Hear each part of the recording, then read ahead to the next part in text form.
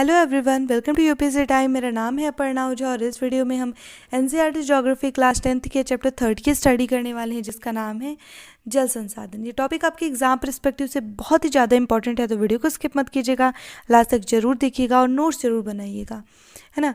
देखिए, पृथ्वी का 3/4 भाग जो है वो जल से घिरा हुआ है। इसका प्रयोग में लाने वाला जो जल है इसमें वो अलवणीय जल कहलाता है और इसकी जो मात्रा है वो बहुत कम है ना। देखिए, अलवणीय जल सतही अपवाह और भौम जल मतलब भूमि के अंतर्गत जो जल पाया जाता है, मतलब जो जिसे कुआं खोद के निकालते हैं ना पानी, वो वाला जल, ठीक है, भौम जल से प्राप्त होता है। जो है नया जो होता है पुनर्भरण इसका होता है, नवीनीकरण होता है, ये किसके जरिए होता है? जलीय चक्र के जरिए होता है ना। सारा जल जलीय चक्र में गतिशील रहता है, जिससे जल नवीनीकरणीय सुनिश्चित होता है ना। अब हम कुछ तथ्यों की बात कर लेते हैं, कुछ 6-7 तथ्य हैं, उन्हें आप नोट कर लीजिए, इंपॉर्टेंट है ये। पहला है कि विश्व में जल का कुल आयतन का 96.5% भाग महासागरों में पाया जाता है। दूसरा तथ्य है कि 2.5% अलवणीय जल है, मात्र मतलब अलवणीय जल है, देखिए, जिसका 70% भाग अंटार्कटिक, ग्रीनलैंड और पर्वतीय क्षेत्रों में बर्फ की चादरों और हिम नदों के रूप में मिलता है। बाकी का 30% भौम जल है, ठीक है। थर्ड जो तथ्य है वो ये है कि भारत विश्व की वृष्टि का 4% हिस्सा प्राप्त करता है, ठीक है। चौथा तथ्य है कि जल उपलब्धता के विषय में भारत की रैंक कितनी है? 133 रैंक है, 133वीं रैंक है। भारत के पास कुल नवीनीकरणीय योग्य जल संसाधन कितने हैं?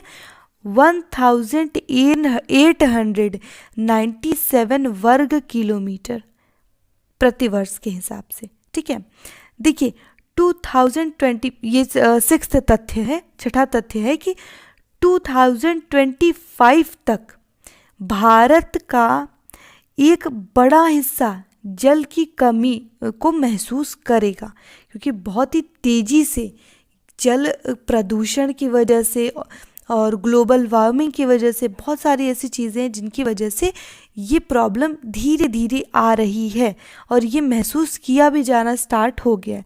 अब यहाँ पे थोड़ा सा नोट कर लीजिए कि फाल्कन मार्क, जो कि स्वीडन के विशेषज्ञ थे, इनके अनुसार जल की कमी तब होती है जब प्रत्येक व्यक्ति को प्रतिवर्ष 1000 से 1600 घन मीटर के बीच जल उपलब्धता होती है, ठीक है। ये इंपॉर्टेंट है, ये आप नोट कर लीजिए। देखिए, स्वतंत्रता के बाद अभी हम भारत की जल से इंपॉर्टेंट परियोजनाओं की भी बात करेंगे और सबके नाम लिखवाऊंगी मैं आपको, ठीक है। देखिए, स्वतंत्रता के बाद भारत में तेजी से औद्योगिकरण ने क्या कि अपनी जड़ें फैलाना स्टार्ट कर दिया और देखा जा सकता है कि आजकल हर जगह पे बहुराष्ट्रीय कंपनियां यानी MNCs बड़े औद्योगिक जो है बड़े बड़े औद्योगिक प्लांट्स लगा रहे हैं, समझ रहे हैं आप, बहुत तेजी से फैल रही हैं। वर्तमान में 22% भाग विद्युत का, भारत में कुल विद्युत का 22% भाग जल विद्युत से प्राप्त होता है, ठीक है। जल के, अब यहाँ पे नोट कर लीजिएगा, नोट करके लिख सकते हैं आप कि जल के संरक्षण व बचाव के लिए प्राचीन समय से कई कार्य किए जा रहे हैं। जैसे कि 1 शताब्दी पहले इलाहाबाद के पास जल संग्रहण तंत्र बनाया गया था।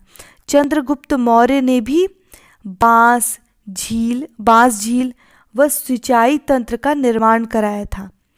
कलिंग उड़ीसा में, इसके सिवा नागार्जुन कोडा, फिर इसके सिवा बेन्नूर, फिर कर्नाटक, कोल्हापुर महाराष्ट्र में है ये, इन सभी जगह पे उत्कृष्ट सिंचाई तंत्र के सबूत मिले हैं। कृत्रिम झील, भोपाल झील 11वीं शताब्दी में बनाई गई थी। कृत्रिम झील थी, कहाँ बनाई गई थी? भोपाल में। यह झील कब बनाई गई थी? 11वीं शताब्दी में। 14वीं शताब्दी में इल्तुतमिश ने दिल्ली में सिरीकोट क्षेत्र में जल की सप्लाई के लिए हौज खास विशेष तरह का तालाब होता है, ठीक है। ये इसको जो है बनवाया था। अब देख रहे हैं कि किस तरीके से चीज़ें, नए नए मॉडल की चीज़ें उस टाइम से ही आगे धीरे धीरे बढ़ती चली गई। अब यहाँ पे बांध की बात कर लेते हैं, ये बड़ा इंपॉर्टेंट है, इससे क्वेश्चंस बांध से बाहर, स्पेशली भारत की जो बांध है, बहुउद्देशीय परियोजनाएं हैं, बांध हैं, इनसे तो बड़े क्वेश्चन आते हैं, तो इनके भी हम बात करेंगे आगे। देखिए, जल संरक्षण व प्रबंधन का एक बेहतरीन उपाय है बांध। बहते जल को रोकने की दिशा के लिए, मतलब रोक देना, फिर बहाव को कम करना, इन सभी में बांध जो है बड़ा सहायक होते हैं। लेकिन बांधों के बहुत से जो है अगर बेनिफिट्स हैं, तो ऐसे बल्कि उससे कहीं ज़्यादा ना नुकसान भी देखने को मिलता है। पिछले ही क्लास में, जब पिछली वीडियो में जब हम चैप्टर 2 पढ़ रहे थे, वहाँ पे हमने वनों की जो प्रॉब्लम्स आ रही हैं, वन धीरे धीरे मतलब धीरे धीरे खत्म हो रहे हैं, उसमें एक बड़ा वजह बांध का भी था, और मैंने उसमें कुछ तथ्य भी दिए थे और कुछ आंकड़े भी आपको बताए थे। अगर आपने वीडियो देखी होंगी तो आपको पता होगा वो, है ना। तो आप देख रहे हैं कि अगर हम जैसे जैसे औद्योगिकरण की तरफ आगे बढ़ रहे हैं, हमने डेवलपमेंट्स हम कर रहे हैं, बहुत अच्छा है, बहुत बढ़िया बात है, हम डेवलप हो रहे हैं। हमारी कृषि के लिए हमें सिंचाई, जैसे छायावृष्ट प्रदेश जो हैं इंडिया में, महाराष्ट्र के पास, उनकी प्रॉब्लम क्या है कि वहाँ पे सिंचाई के लिए बांध की ज़रूरत पड़ेगी, ठीक है। मान लीजिए वहाँ पे बनाए, अब हर जगह डैम बना रहे हैं, ठीक है, अच्छी बात है, चलिए बहुत अच्छा है, डेवलपमेंट हो रहा है, बट क्या हम न्याय संगत हैं प्रकृति के साथ? जो हो रहा है क्या वो न्याय संगत है प्रकृति के साथ? जानवर खत्म हो रहे हैं, कहीं ना कहीं इसकी वजह है जंगल कट रहे हैं। जंगल कट रहे हैं क्यों? झूम कृषि एक बहुत बड़ा वजह है, औद्योगिकरण वजह है, बांध ये जो बन रहे हैं ये वजह है। हमने पिछले वीडियो में इसके बारे में बहुत डिटेल में बात की, अगर आपने अभी तक नहीं देखी है तो आप, हम चाहे तो क्लास 10th की एनसीईआरटी ज्योग्राफी इन हिंदी करके क्लास 10th की जो प्लेलिस्ट है मेरी, वहाँ पर जाकर के चैनल के प्लेलिस्ट में आप देख सकते हैं, है ना। इनफैक्ट आप क्लास 6, 7, 8, 9 इन सभी की प्लेलिस्ट वहाँ पे मौजूद है। इन हिंदी करके जो प्लेलिस्ट होगी वो मेरी प्लेलिस्ट है ज्योग्राफी की, एनसीईआरटी की, तो आप वहाँ पे मेरे सब्जेक्ट्स जो मैंने पढ़ाए हैं ज्योग्राफी के सारे चैप्टर्स आपको वहाँ मिल जाएंगे, आप चाहें तो देख सकते हैं। फिर भी उसमें कोई कमी हो, मैं अभी से आपसे कह रही हूँ कि कोई भी कमी हो, आपने नहीं देखी हो, आपको लगता हो कि हाँ मैम ने, या कोई आंकड़ा मान लीजिए मैंने गलत बता दिया हो, क्योंकि हूँ तो इंसान ही ना, गलती हो सकती है। वैसे मैंने पूरी कोशिश की है कि मैं जो भी पढ़ाती हूँ उसे बार बार रीचेक करके ही पढ़ाती हूँ कि आपको कोई तथ्य, कोई आंकड़ा गलत ना हो। बट इफ़ ऐसी कोई गलती हो जाती है तो प्लीज़ आप कमेंट बॉक्स में बताइएगा, तो मैं उसे सही कर दूंगी, उसी वक्त आपको रिप्लाई मिल जाएगा उसका, है ना। चलिए हम वापस अपने टॉपिक पे आते हैं। देखिए, बांधों के वर्गीकरण की बात करते हैं। देखिए, संरचना, उद्देश्य और ऊंचाई के आधार पर किया जाता है इनका वर्गीकरण। जैसे लकड़ी के बांध लकड़ी से बने होते हैं, तटबंध बांध या पक्के बांध संरचना के इस्तेमाल में हुए पदार्थ के आधार पर वर्गीकरण किया जाता है। ऊंचाई के आधार पर वर्गीकरण किया जाता है, जैसे बड़े बांध, मुख्य बांध, नीचे बांध, मध्यम बांध, उच्च बांध, इस तरीके से। जवाहरलाल नेहरू गर्व से बांधों को भारत का आधुनिक मंदिर कह देते। बड़ी अच्छी बात है। खैर, ये तो बहुत अच्छी है कि आधुनिक मंदिर है, लेकिन वो आधुनिक मंदिर कहीं ना कहीं किसी जानवर का घर भी छीन रहा है। कहीं ना कहीं हमें देखना चाहिए कि अगर कोई और विकल्प या कोई और बेहतर विकल्प हो पाए तो उसके बारे में भी सोचते रहना चाहिए। नदियों को रोकने से आसपास के क्षेत्र में बाढ़ आ जाती है, ये एक बड़ी समस्या होती है। हम फ्यूचर में अग्रसर हों, आगे बढ़ें, अपने फ्यूचर की खूबसूरत दुनिया में आगे बढ़ें, वो एक अच्छी चीज़ है, लेकिन उसके साथ साथ हमें उस से होने वाले नुकसान को भी देखना चाहिए, क्योंकि पृथ्वी पर हम जिस ग्रह में रह रहे हैं वहाँ पे हर एक नुकसान हमें धीरे धीरे अंधकार युग का मतलब है कि मैं बात कर रही हूँ कि धीरे धीरे जानवरों के नहीं, धीरे धीरे इंसानों के भी मौत की तरफ लेकर जा रहा है। तो बहुत सोच समझ के ही कदम अब उठाने की ज़रूरत है ना। अब ऐसा है नहीं कि हम कुछ भी कर ले जाएं, हम ऐसे ही पानी बस नल का खोलते और बहा दें, क्योंकि हमारा तो बहाया हुआ पानी, किसी के घर में एक बूंद पानी नहीं है। तो हमें थोड़ी सी मानवता दिखाने के साथ अपने जीवन को चलाना चाहिए। चलिए आगे बढ़ते हैं। देखिए, नदियों पर बांध बनाने और उनका बहाव नियंत्रित करने के लिए बनाए जाते हैं, है ना। देखिए, ताकि क्या हो कि जो बहाव है वो कम हो सके। ज़्यादा तलछट की वजह से जलाशय की तली चट्टानी हो जाती है और नदी जो है जलीय जीव आवास में भोजन की कमी हो जाती है। ठीक है, क्योंकि बांध बनाए जाते हैं ताकि तलछट बहाव कम हो सके, इसलिए भी, है ना। अब देखिए, हम अब बात कर लेते थोड़ा सा भारत में कुछ बांधों के विषय में। उससे पहले भारत के जल संसाधन के बारे में भी बात करना इम्पॉर्टेंट है, क्योंकि हमारा जो मेन मकसद है वो तो इंडिया है। और इसमें कुछ एक्स्ट्रा चीज़ें मैं आपको बता दे रही हूँ। देखिए, विश्व में चौथा सबसे बड़ा जल ग्रहण क्षेत्र कहाँ है? ब्रह्मपुत्र नदी का है। अभी से आप नोट करते जाइए धड़ाधड़ से, क्योंकि बहुत इंपॉर्टेंट, सिर्फ इंपॉर्टेंट चीज़ें मैं नोट्स के परस्पेक्टिव से आपको बता रही हूँ। हाँ, चलिए, भारत में जल संसाधन की बात कर रहे थे हम। विश्व में चौथा सबसे बड़ा जल ग्रहण क्षेत्र कहाँ है? ब्रह्मपुत्र नदी का है। लेकिन भारत में सबसे बड़ा जल ग्रहण क्षेत्र गंगा नदी का है, क्योंकि ब्रह्मपुत्र नदी भारत में केवल पूर्वोत्तर भारत में ही प्रवाहित होती है। उसके बाद अधिकांश जो उसकी लंबाई है वो चाइना में है, चीन में है। ठीक है, दक्षिण भारत की नदियों में सबसे बड़ा जल ग्रहण क्षेत्र कहाँ है? गोदावरी नदी का है। वार्षिक वाही जल यानी एक वर्षा में जल प्रवाह की मात्रा की दृष्टि से ब्रह्मपुत्र नदी का जल प्रथम स्थान पे है। वार्षिक वाही जल के रूप में ब्रह्मपुत्र नदी का जल प्रथम स्थान पे है, लेकिन ब्रह्मपुत्र नदी का अधिकांश जल का उपयोग भारत नहीं कर पाता है। ठीक है, वार्षिक वाही जल की दृष्टि से ब्रह्मपुत्र नदी के बाद गंगा दूसरे स्थान पे आती है। भारत में 78% जल का उपयोग कृषि कार्य में होता है, 13% जल का उपयोग जल विद्युत निर्माण में होता है, 6% जल का उपयोग घरेलू कार्यों में होता है और 3% जल का उपयोग उद्योगों में किया जाता है।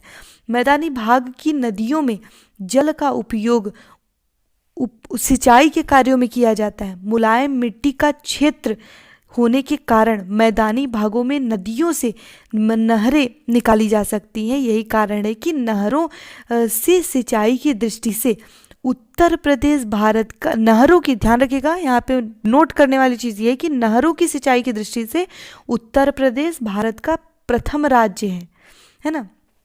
देखिए, हिमालय क्षेत्र और पठारी नदी भारत की नदियाँ जो है जल विद्युत उत्पादन के लिए अधिक उपयोगी होती हैं, क्योंकि पठारी भारत की भूमि विषम या ऊबड़ खाबड़ होने के कारण प्राकृतिक रूप से जल प्रपात का निर्माण कर देती हैं। जब ऊपर से पानी गिरेगा ऐसे और उसमें फोर्स होगा तभी तो बिजली बना पाएंगे ना, जिसके कारण यह विद्युत उत्पादन के लिए आसान होती हैं। हिमालय की अपेक्षा पठारी भाग में जल विद्युत का विकास अधिक हुआ है। एकदम से ऐसे हैं, समझ रहे हैं आप? एकदम से कहीं कहीं पे ऐसे हैं, इस तरीके से ढाल है, एकदम खड़ी ढाल है। अब भूमिगत जल की थोड़ी सी बात कर लेते हैं। हमने भूमिगत जल के बारे में भी अभी बात की। तो देखिए, भारत में भूमिगत जल का सर्वाधिक भंडार सतलज, गंगा और ब्रह्मपुत्र के मैदान अर्थात उत्तर भारत के मैदान में पाया जाता है, क्योंकि यहाँ की मिट्टी मुलायम होने के कारण वर्षा जल और नदी जल के लिए सुखता का कार्य करते हैं। सुखता समझते हैं ना, स्पंज जो होता है ना, जो मुलायम सा ऐसे रख दो उसमें पानी सोख लेता है तुरंत, उसी की बात कर रहे हैं। देखिए, इसीलिए उत्तर भारत के मैदान की नदियों में जल की मात्रा कम नहीं होती, क्योंकि सूखे के मौसम में भूमिगत जल से नदी के जल की आपूर्ति होती रहती है ना। ये हो गया। अब ये एक चीज़ मोस्ट इम्पॉर्टेंट, इसे आप ध्यान रखिए। देखिए, जल को भारतीय संविधान में राज्य सूची के अंदर सम्मिलित किया गया है, इसे ध्यान रखिए। इसीलिए राज्य सरकारें अपने राज्य में बहने वाले जल के उपयोग और वितरण पर पूरा नियंत्रण रखती हैं, है ना। ये एक एक्स्ट्रा पॉइंट है आपके लिए, हम बता देते हैं। अब देखिए, पंजाब और हरियाणा जैसे हरित क्रांति वाले राज्यों में सिंचाई की आवश्यकता के कारण ट्यूबवेल और पंप सेट लगा करके भूमिगत जल का अत्यधिक दोहन हुआ है, जिसके कारण इन क्षेत्रों में भूमिगत जल का स्तर अधिक नीचे चला गया है। आप देख रहे हैं ये सब इशू होते हैं, इन सब का मतलब एक बार तो होता है ना कि एकदम जी जान से खर्च कर देंगे हम, उसके बाद बिल्कुल पानी बचने नहीं देंगे, फिर हम पानी के लाले पड़ जाएंगे, उसके बाद हम पानी महंगा महंगा खरीद के पियेंगे। यही इस दुनिया का धीरे धीरे नेचर होता जा रहा है। हमारे पास जैसे कोई चीज़ आ जाती है, हमारे पास जाठू किताब ज़्यादा आ गई, फाड़ फेंक देंगे हम किताब। हमारे पास 2 कलम ज़्यादा आ गई, हम तोड़ देंगे उसका ढक्कन, मुंडा कर देंगे उसको। कौन सी बात है भाई? आपको चाहिए ना कि आप थोड़ा सा बचाएं उसको। एकदम मरे जाते हैं लोग खराब करने के लिए चीज़ों को।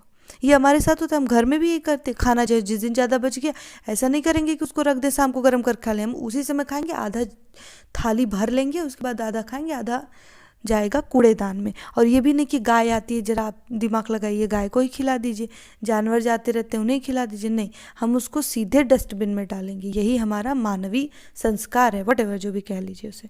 चलिए देखिए, पठारी भारत में भूमिगत जल बहुत कम पाया जाता है क्योंकि यहाँ की भूमि पथरीली होती है, जिसके कारण मिट्टी यहाँ पानी सोख नहीं पाती है। ठीक है, इसीलिए पठारी भारत में चट्टानों में दरारें पाई जाती है और इन दरारों में वर्षा जल आसानी से प्रवेश कर जाता है, जो भूमिगत जल के रूप में कार्य करता है। इसीलिए दक्षिण भारत में कहीं कहीं पर कुआं पाया जाता है। ये दरारें वो छोटी मोटी दरारें नहीं होती जो पतली सी एकदम बाल बराबर हो, ये अच्छी खासी बड़ी बड़ी दरारें होती हैं। ठीक है, देखिए भूमिगत जल के अधिक दोहन के कारण भूमिगत जल की मात्रा तो कमी आई है, साथ ही अत्यधिक सिंचाई के कारण यहाँ की मिट्टी में लवणीयता एवं अम्लीयता की मात्रा में भी वृद्धि हुई है। ये भी एक प्रॉब्लम है। उत्तर भारत के मैदान में भूमिगत जल का भंडारण पाया जाता है क्योंकि पंजाब और हरियाणा जैसे राज्य में सिंचाई की आवश्यकता के कारण नलकूप आदि के माध्यम से भूमिगत जल का अधिक दोहन किया जाता है ना। देखिए अब एक दो चीज़ और आप लिख लीजिए, जैसे पठारी भारत में या तो भूमिगत जल नहीं पाया जाता या तो बहुत कम मात्रा में पाया जाता है क्योंकि यहाँ की भूमि पथरीली होती है, अभी मैंने बताया। और प्रायद्वीपीय भारत के मैदान में जो जल पत्थरों की तरह प्रवेश कर जाता है ना, ये तो भी बात की हमने। देखिए उत्तर भारत के मैदान के अलावा पूर्वी तटीय मैदान और पश्चिमी तटीय मैदान पर मिट्टी की नरम और मुलायम होने के कारण भूमिगत जल पाया जाता है यहाँ पे अच्छे खासे अमाउंट में, है ना। ये तो हो गए कि भारत में जल संसाधन के बारे में हमने बात कर ली। अब हम, क्योंकि वीडियो बहुत ज़्यादा लंबी हो गई है तो इस वीडियो को यहाँ पे हम रोक रहे हैं। अब हम नेक्स्ट वीडियो में बात करेंगे बहुउद्देशीय परियोजनाओं की, राज्य परियोजना, नदियों के नाम, अच्छे से इन सभी को हम बात करेंगे, सब डिटेल में बात करेंगे, सबके नाम लिखवाएंगे, आप स्क्रीनशॉट ले लीजिएगा और आपका पूरी तरीके से जल संसाधन का जो नोट्स रहेगा वो एकदम कंप्लीट हो जाएगा, है ना। अगर क्लास 11th में, क्लास 12th में इससे रिलेटेड कोई और चैप्टर हमको मिलता है तो बचे कुछ 2-4 चीज़ें जो और रहेंगी उसमें हम और ऐड करते जाएंगे, इस चैप्टर्स के आपके रिवीजन हो जाएंगे और आपका पूरी तरीके से जो जल संसाधन का चैप्टर है जो कि बहुत इंपॉर्टेंट है वो अच्छे से तैयार हो जाएगा। Thank you so much.